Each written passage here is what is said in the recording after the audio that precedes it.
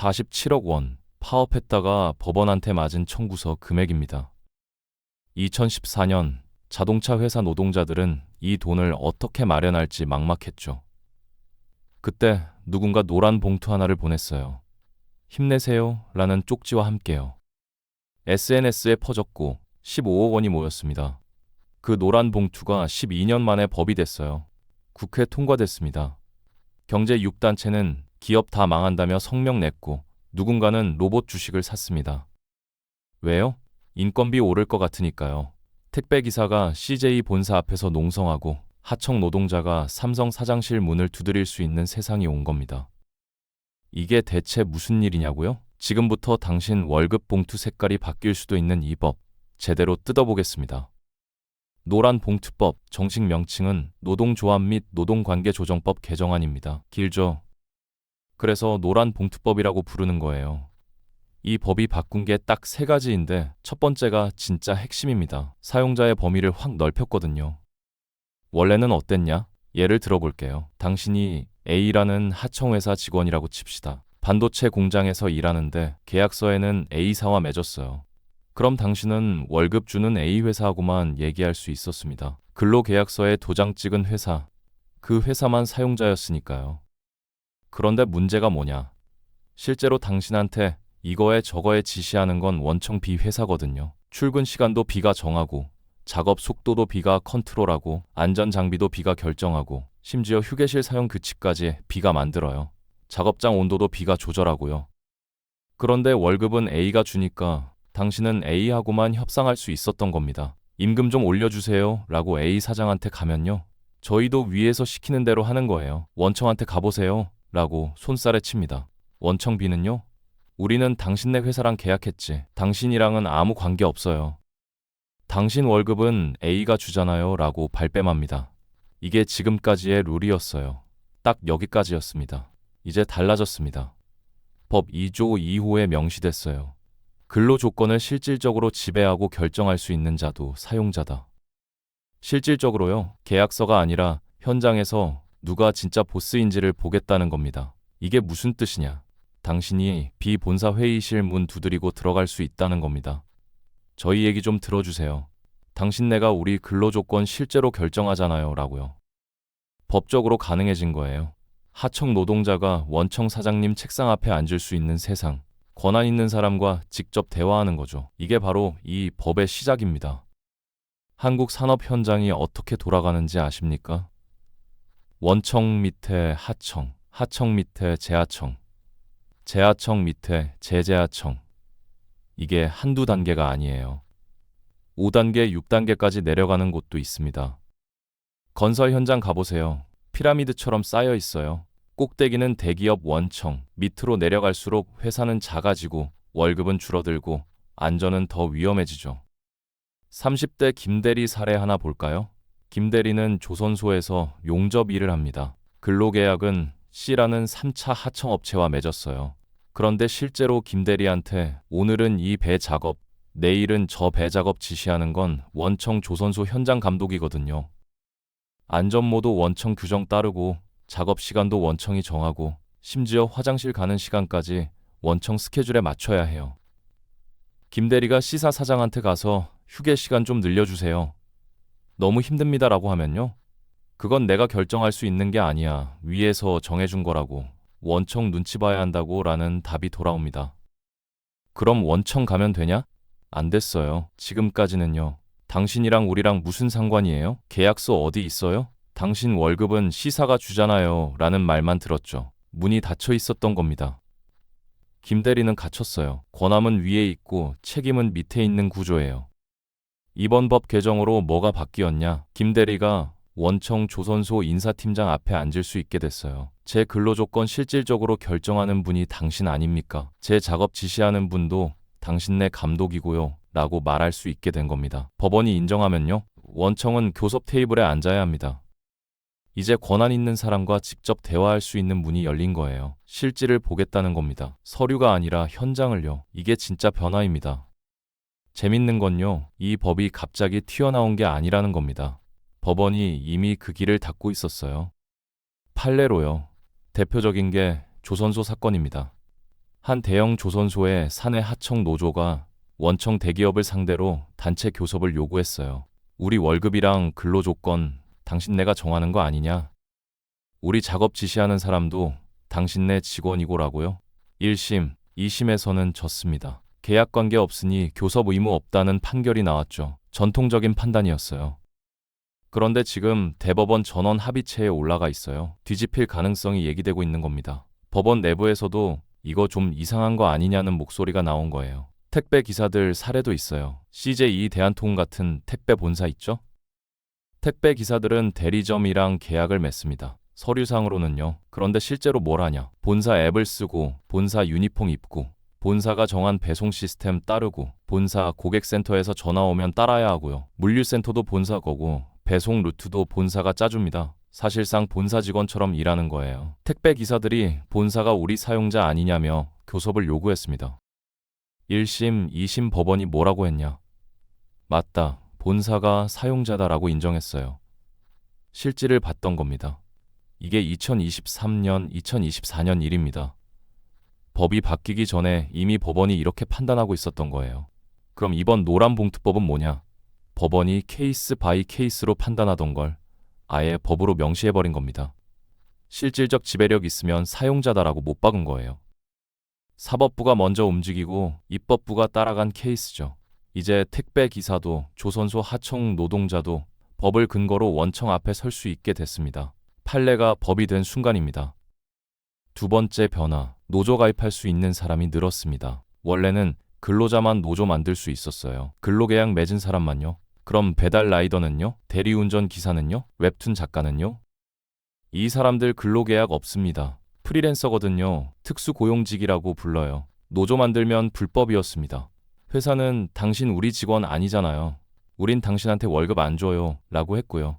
이제 바뀌었어요. 근로자가 아니어도 노조 활동할 수 있습니다. 플랫폼 노동자들한테 문이 열린 거예요. 배달 플랫폼 앞에서 우리도 목소리 낼 권리 있다고 말할 수 있게 됐습니다. 세 번째 변화, 이게 진짜 경영계가 발끈한 부분입니다. 노동쟁의의 범위가 확 넓어졌거든요. 원래는 뭐였냐? 근로조건 결정만 쟁의 대상이었어요. 임금 협상, 근무 시간, 복지, 휴가 이런 거요. 딱 여기까지였습니다. 그런데 이제는요. 근로조건에 영향을 미치는 경영상 결정까지 쟁의 대상입니다. 경영상 결정이요. 이게 뭐냐? 정리해고, 구조조정, 인수합병, 공장 이전, 해외 투자, 심지어 사업부 매각까지요. 회사가 우리 이제 베트남 공장으로 옮길 거야 라고 결정하면요. 노조가 잠깐 그거 우리 일자리에 영향 주잖아요. 우리랑 협상해야 하는 거 아니냐고 말할 수 있게 된 겁니다. 법적으로요. 경영계는 이게 제일 싫은 거예요. 그럼 회사가 뭘 결정할 수 있냐? 모든 걸 노조 허락받아야 하냐는 거죠. 투자하려는데 노조 동의받아야 하고, 구조조정하려는데 노조 눈치 봐야 하고, 외국에 공장 지으려는데 노조가 반대하면 못하는 거냐고요. 경영권 침해라고 난리입니다. 법관이 경영상 결정을 어디까지로 볼지에 따라 해석이 천차만별이에요. 이거 법적 다툼 엄청 많이 생길 겁니다. 네 번째 변화, 이게 진짜 노란 봉투의 핵심입니다. 손해배상 책임 제한이요. 지금까지는 어땠냐? 노조가 파업하면 회사가 손해배상 청구했어요. 얼마냐고요? 수십억 원입니다. 2014년 그 자동차 회사 사건 기억하시죠? 47억 원이었어요. 노동자들 파업했다가 맞은 청구서 금액입니다. 문제는 이걸 노조원 전체한테 연대 책임으로 물린다는 겁니다. 파업 현장에 있었든 없었든, 적극적으로 참여했든, 그냥 조합원이었든, 심지어 반대했어도 조합원이면 다 같이 책임지라는 거예요. 한 명당 수천만 원씩 청구서가 날아옵니다. 평생 갚아야 하는 돈이에요. 더 끔찍한 건요. 가족한테까지 청구가 들어갔어요. 신원보증 섰다는 이유로요. 아내가, 부모가, 형제가 남편 빚을 대신 갚아야 했습니다. 당신 남편 파업했으니 당신이 내세요 라는 소리 들은 거예요. 이제 달라졌어요. 개인별 귀책 사유와 기여도에 따라 책임을 나눕니다.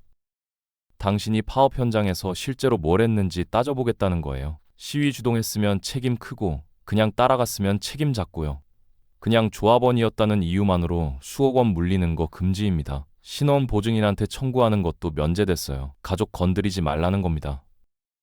회사가 보복성으로 손해배상 청구하는 것도 금지했습니다. 너네 파업했지? 100억 내놔 라며 겁주는 거 못하게 된 거예요. 그리고 회사가 노조 손해배상 책임을 면제해줘도 베이저로 처벌 안 받습니다. 원래는요, 회사가 그냥 넘어갑시다 라고 하면 주주가 회사 돈 날렸다며 배임죄로 고소할 수 있었어요. 이제 그거 없어졌습니다. 화해할 수 있는 길이 열린 겁니다. 이 법 언제 시행되냐? 공포 후 6개월 뒤요. 2026년 초쯤 될 겁니다. 이제 노동자들은 파업하면서 집 팔 걱정 안 해도 되는 거예요. 법안 통과되자마자 경제계가 폭발했습니다. 경총, 대한상공회의소, 한국무역협회, 중소기업중앙회 등 경제 6단체가 공동 성명 냈어요. 이거 큰일 났다고요. 뭐가 문제냐? 사용자 범위가 무분별하게 확대되면요. 삼성전자 같은 원청 기업이 수백 개 하청 노조랑 일일이 교섭해야 한다는 겁니다. 상상해보세요. 하청 한 개, 두 개가 아니에요. 수십 개, 수백 개입니다. 다 앉아서 얘기해야 해요. 언제 일하냐는 거죠. 하루 종일 회의실에서 교섭만 하고 있어야 한다는 겁니다. 산업 현장 마비된다는 거예요. 경영상 결정까지 쟁의 대상이 되면요. 더 심각합니다. 우리 베트남에 공장 짓겠습니다라고 발표하면 노조가 안 돼요. 우리 일자리 줄어들잖아요. 협상합시다라고 막을 수 있다는 거예요. 구조 조정도 못하고 해외 투자도 못하고 M&A도 못하고 사업부 정리도 못한다는 겁니다. 기업의 핵심 의사결정이 노조 손에 넘어간다고 봤어요. 사실상 회사 경영을 노조가 하는 거 아니냐, 우리가 뭘 결정할 수 있냐는 얘기까지 나왔습니다. 경영권 훼손이라는 거예요. 더 무서운 건 외국 기업들 반응입니다. 경제계는 한국 떠난다고 경고했어요. 엑소더스요. 실제로 외국 투자자들이 한국 노사 관계 보고 투자 꺼린다는 거 아시죠? 파업 많고 노조 강하고 경직된 노동시장이라고요. 이 법 때문에 더 심해질 거라는 겁니다. 한국은 노조 파워가 너무 세. 투자하기 힘들어. 차라리 다른 나라 가겠어 라며 공장 베트남으로 인도로 옮긴다는 거예요. 경제 6단체가 정부한테 뭐라고 했냐? 시행 최소 1년 유예하라고요. 노사 의견 충분히 들어보고 구체적인 매뉴얼 만들고 현장 혼란 없게 준비 기간 달라고요. 이대로 밀어붙이면 경제 붕괴한다. 제발 좀 천천히 가자는 게 경제계 입장입니다. 고용노동부가 카드뉴스 만들어서 반박했습니다. 오해가 있다고요. SNS에 띄웠어요. 이번 개정안의 핵심은 뭐냐? 권한과 책임의 일치래요. 원청이 실질적으로 권한 행사하면 책임도 져야 한다는 겁니다. 당연한 얘기 아니냐는 거죠. 힘 있는 사람이 책임지는 거요. 경제계가 모든 하청에 대해 교섭해야 한다고 하니까요. 정부가 뭐라고 했냐? 아니요. 무조건 사용자로 인정하는 게 아닙니다라고요. 구체적인 지배력이 입증된 경우에만 해당한다는 겁니다. 계약서만 보는 게 아니라 실제 현장에서 누가 지시하고 관리하고 통제하는지 따져본다는 거예요. 애매한 경우는요, 전문가 논의 거쳐서 매뉴얼 만들겠대요. 이런 경우는 사용자다, 저런 경우는 아니다. 구체적인 기준 만들어서 현장 혼란 줄이겠다는 겁니다. 노사정 다 모여서 가이드라인 만든다고 했어요. 손해배상 면책 조항에 대해서도 해명했어요. 무조건 면죄부 아니다라고요. 사용자가 먼저 불법 행위했을 때 그에 대한 정당방위 성격의 대응만 보호한다는 겁니다. 노조가 막 난동 부려도 괜찮다는 게 아니라 회사가 부당노동 행위했을 때, 예를 들어 노조 탄압하거나 부당해고했을 때 거기에 대응한 파업은 보호하겠다는 거예요. 고용부는 기업 우려는 이해한다고 했습니다. 그런데요, 원청의 책임 있는 경영과 상생의 노사 문화를 위해 필요한 법안이라고 강조했어요. 하청 노동자들이 위험한 환경에서 일하다 다치고 산재당하고 월급도 제대로 못 받는데 원청은 나 몰라라, 내가 고용한 거 아니야 하는 게 맞냐는 거죠. 실질적 권한이 있으면 책임도 지는 게 공정하다는 입장입니다. 정부는 매뉴얼 만들고 교육하고 단계적으로 시행하겠다고 약속했어요. 혼란 최소화하겠다는 겁니다. 한 번에 확 바뀌는 게 아니라 준비하면서 간다고요. 시장 반응이 재밌습니다. 법안 통과되자마자 누가 뭘 샀냐? 로봇 관련 주식이요. 산업용 로봇, 물류, 자동화 로봇 종목들이 올랐어요. 왜요? 인건비 오를 것 같으니까 기업들이 사람 대신 로봇 쓸 거라고 본 겁니다. 냉정하죠. 투자자들은 감정 없어요. 노동 비용 증가, 자동화 가속이라는 등식만 봤습니다. 계산기 두드린 거예요. 이 법의 배경에는 한국 노동시장의 고질병이 있어요. 노동시장 이중구조요. 양극화입니다. 대기업 원청에서 하청으로, 재하청으로 내려갈수록 모든 게 나빠지거든요. 임금도 떨어지고 복지도 줄고 안전관리도 엉망이 되고 고용 안정성도 없어지고요. 같은 공장에서 같은 일 하는데 누구는 월급 500만 원 받고 4대 보험 되고 누구는 250만 원 받고 내일 잘릴지 모릅니다. 차이가 뭐냐? 소속 회사가 다른 거죠. 한 명은 원청 정규직, 한 명은 3차 하청이에요. 명찰 색깔도 달라요. 대기업 현장에서는 안전 규정 철저히 지켜집니다. CCTV 있고 감독관 돌고 안전 교육하고요. 그런데 하청 단계로 내려갈수록요. 법에 사각지대가 생겨요. 안전모 제대로 안 쓰고 보호 장비 없이 일하고 위험한 작업도 하청이 맡고요. 산업재해 나면요. 하청 노동자들이 다칩니다. 통계 보세요. 산재 사망자 중 하청 비율이 압도적으로 높아요. 원청 직원은 안전한 곳에서 관리만 하고 위험한 일은 하청이 하니까요. 이번 노란 봉투법이 뭘 하려는 거냐? 이 불합리한 구조를 원청의 책임 강화로 해결해 보자는 겁니다. 당신네가 실제로 현장 지배하잖아. 그럼 책임도 져라. 하청 노동자 안전도, 임금도 당신네 책임이다라는 거예요. 구조적 문제를 법으로 풀어보려는 시도입니다. 과연 될까요? 한국 노동시장은 두세 개로 나뉩니다. 1차 시장과 2차 시장이요. 1차 시장은 대기업 정규직입니다. 고용보호 강력하고 월급 높고 복지 좋고요. 해고하기 엄청 어려워요. 법원 가면 거의 이기거든요. 2차 시장은요. 중소기업 비정규직입니다. 해고 쉽고 월급 낮고 복지 거의 없고 내일 잘릴지 몰라요. 똑같이 대학 나왔는데 세상이 다릅니다. 문제는 뭐냐? 기업들이 이걸 이용한다는 겁니다. 경기 안 좋으면요? 정규직은 못 자르니까 비정규직부터 자릅니다. 하청 계약 끊어버려요. 정규직은 그대로 두고요. 2차 시장을 완충지대로 쓰는 겁니다. 청년들은요? 이거 다 알아요. 그래서 필사적으로 대기업 들어가려고 합니다. 첫 직장이 모든 걸 결정하거든요. 2차 시장에서 경력 쌓아봤자 1차 시장으로 못 올라와요. 사다리가 끊어졌어요. 30대 중반 돼서 중소기업 다니면요. 대기업 이직 거의 불가능합니다. 그러니까 청년들이 뭘 하냐? 대학 졸업하고도 취업 준비만 2년 3년 합니다. 토익 900점 넘기고 자격증 따고 인턴 경험 쌓고 공모전 나가고요. 스펙 쌓느라 20대가 다 갑니다. 대기업 못 가면 차라리 공무원 시험 봐요. 안정성 때문에요. 대기업 입사가 공무원 시험처럼 됐습니다. 합격하면 평생 안정, 떨어지면 평생 불안이요. 인생이 갈리는 거예요. 중소기업은요? 아무도 안 갑니다. 가봤자 월급 적고 불안하고 나중에 대기업 못 간다는 거 아니까요. 악순환입니다. 청년들 사회 진출 늦어지고 중소기업은 사람 못 구하고요. 이 모든 게 1차와 2차 시장 격차 때문입니다. 노란 봉투법이 이걸 해결할 수 있을까요? 원청 책임 강화한다고 이 구조가 확 바뀌진 않을 겁니다. 통계 하나 보여드릴게요. 한국 대기업 일자리 비중이 얼마냐? 14%입니다. 10명 중 1.4명만 대기업 다녀요. 나머지 8.6명은요? 중소기업이나 자영업입니다. 일본은요 40%입니다. 미국은요 50% 넘어요. 왜 이렇게 차이 나냐? 한국 대기업들이 직접 고용 안 하거든요. 외주 주고 하청 쓰고 비정규직 뽑아요. 정규직 늘리면 나중에 못 자르니까요. 해고 규제가 강하니까 아예 뽑지를 않는 겁니다. 비정규직 비중 봅시다. 한국이 28%예요. 노동자 10명 중 3명이 비정규직이라는 소리죠. OECD 평균은요 12%입니다. 2배 넘게 높아요. 20년 전보다 오히려 늘었습니다. 역대 최고 수준이에요. 미국은요? 비정규직 비율 엄청 낮습니다.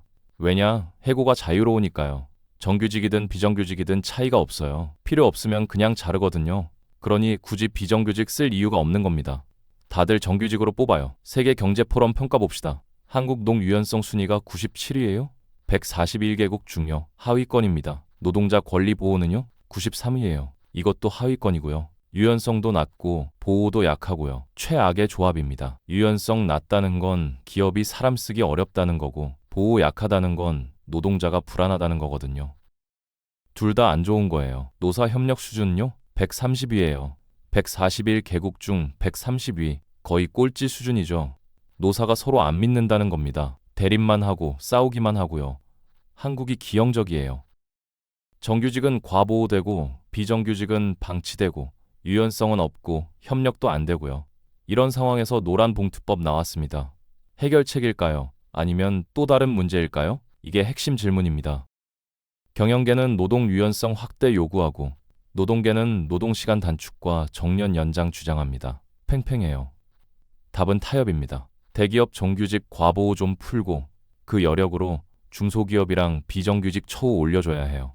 원청 책임만 강화할 게 아니라 대기업이 직접 고용 늘리도록 유인책도 만들어야 하고요. 지금 법안은 대기업 중심이에요. 소외된 노동자들한테도 온기가 가야 합니다. 한국은 유연성도 낮고 보호도 약해요. 둘 다 개선 필요합니다. 이 법이 2026년 초 시행됩니다. 현장 혼란 최소화하면서 노동시장 이중구조 완화하길 기대합니다. 12년 전 노란 봉투가 법이 됐어요. 오늘 영상 유익하셨다면 구독과 좋아요 부탁드립니다. 다음에도 더 좋은 내용으로 찾아뵙겠습니다.